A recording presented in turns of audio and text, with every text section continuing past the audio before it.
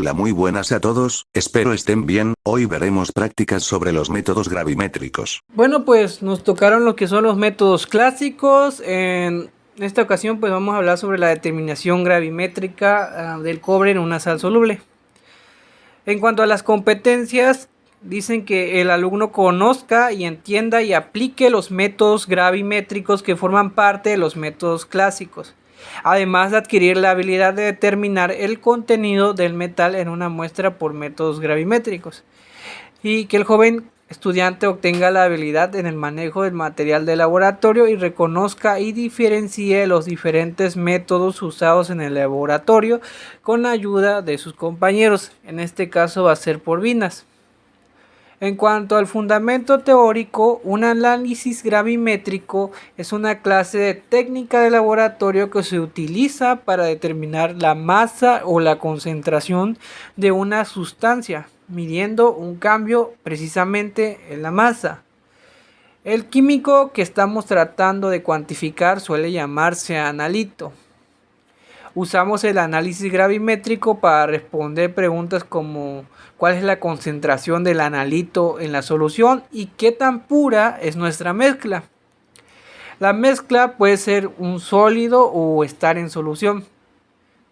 Hablaremos de dos tipos diferentes de análisis gravimétricos, que son la de volatización y la de precipitación. La de volatización conlleva separar los componentes de nuestra mezcla por calentamiento o a través de su composición química. Esto se hace que se separe cualquier compuesto volátil, lo que resulta en un cambio de la masa, lo cual lo podemos medir. En la gravimetría por precipitación se utiliza una reacción de precipitación para separar una o más partes de la solución al incorporarlas en un sólido.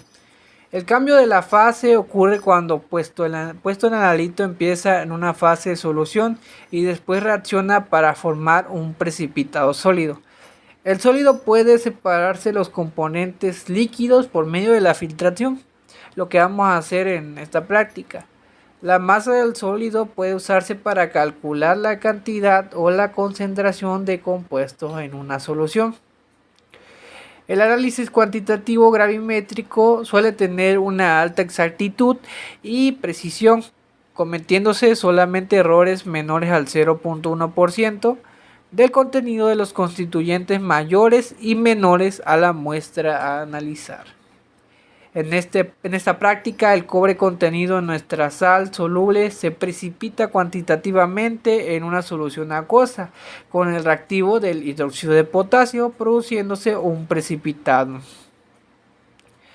Ahora, en cuanto a los materiales y reactivos, vamos a hablar primeramente sobre los materiales que vamos a necesitar, que son pues la balanza analítica, el crisol de porcelana, el vidrio de reloj, las pinzas de crisol, una estufa, el embudo de cristal, una espátula metálica mediana, un vaso de precipitado de 250 mililitros, un desecador, un papel filtro, guantes, un agitador de vidrio, matraz de vidrio de 250 mililitros, un calentador y una pipeta de 10 mililitros. Para los reactivos vamos a ocupar lo que es el hidróxido de potasio al 2 normal, el agua destilada y la solución de sulfato de cobre. Hablando pues ya a la metodología, primeramente se preparará el hidróxido de potasio al 2 normal, pues utilizando las fórmulas respectivas de la normalidad. Posteriormente se pesará usando un vidrio de reloj en la balanza analítica hasta que podamos obtener 11.2142 de hidróxido de potasio en la balanza. Pues a continuación lo agregaremos a un matraz con agua destilada en 100 mililitros. Después, con un vidrio de reloj vamos a pesar la balanza. Con la balanza analítica vamos a pesar 0.254 gramos de sulfato de cobre. Poco después, en un vaso precipitado con 50 mililitros de agua, vamos a agregar los 0.254 gramos de sulfato de cobre.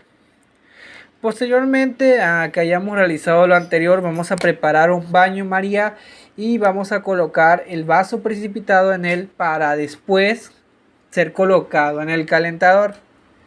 Vamos a calentar la solución de sulfato de cobre y al mismo tiempo con una pipeta se va a adicionar 10 mililitros del hidróxido de potasio.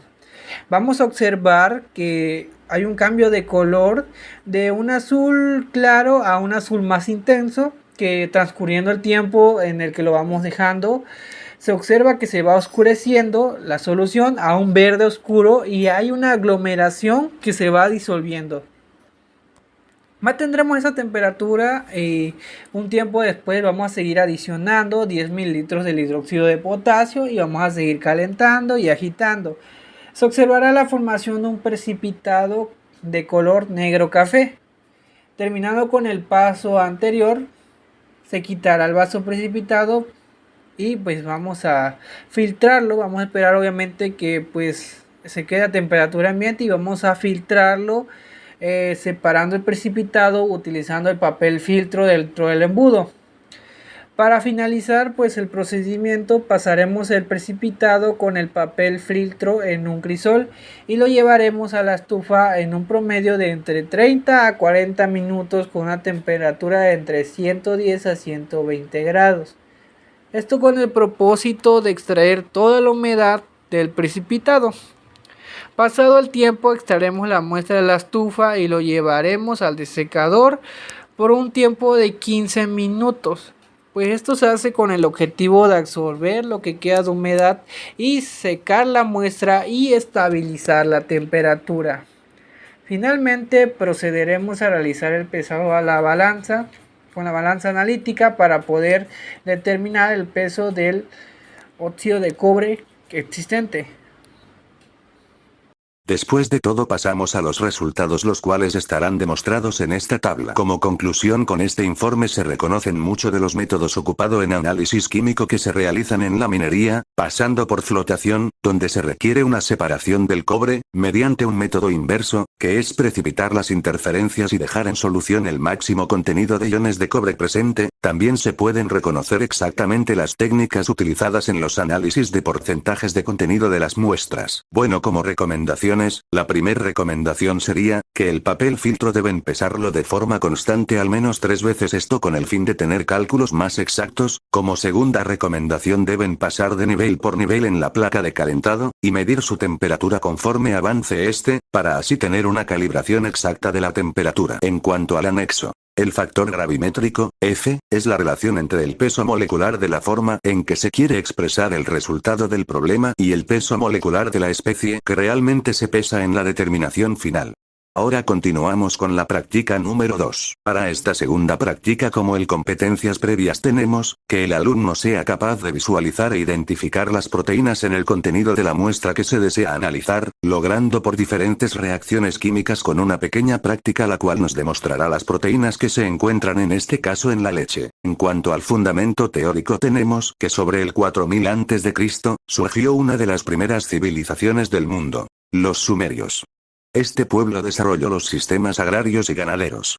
Fue la primera vez que se tienen registros del consumo de leche. Podemos afirmar que si existe una reacción química cuando se mezclan la leche con Coca-Cola, esta transformación sucede principalmente porque la Coca-Cola lleva ácido ortofosfórico como entonados del sabor en una concentración bastante alta de pH, lo que produce que las proteínas de la leche se desnaturalicen. Ahora pasaremos a los materiales, los cuales son, una leche, una Coca-Cola, una bebida carbonatada y 2 vasos de precipitado de 150 mililitros. En cuanto a la metodología, como primer paso, en un vaso de precipitado agregar 80 mililitros de Coca-Cola, para luego agregar 10 mililitros de leche y esperar un par de horas para observar la reacción química que se lleva a cabo. Como segundo paso, en un vaso de precipitado agregar 80 mililitros de la bebida carbonatada, para luego agregar 10 mililitros de leche y esperar un par de horas para observar la reacción química que se lleva a cabo. Como resultado tenemos que al fin se logran observar las proteínas en la parte inferior de la superficie de ambos vasos. ¿Cuál es el anexo?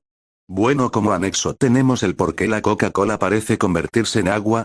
Aunque parezca un truco o un misterio digno de la nave del misterio, lo cierto es que tiene una explicación científica perfectamente lógica. La respuesta está en el ácido fólico que posee la leche y que reacciona al contacto con los ácidos de la Coca-Cola. Esta reacción química recibe el nombre de precipitación y genera una división en las sustancias, creando una masa densa que se posa en el fondo de la botella. Esto no es otra cosa que leche estropeada con los ácidos del refresco. Otra curiosidad es que la velocidad de la reacción es mayor a mayor temperatura, por lo que es lógico que con la leche caliente esta reacción de precipitación sea mucho más rápida. Por eso, arrastrará mucho menos colorante y la Coca-Cola quedará más oscura.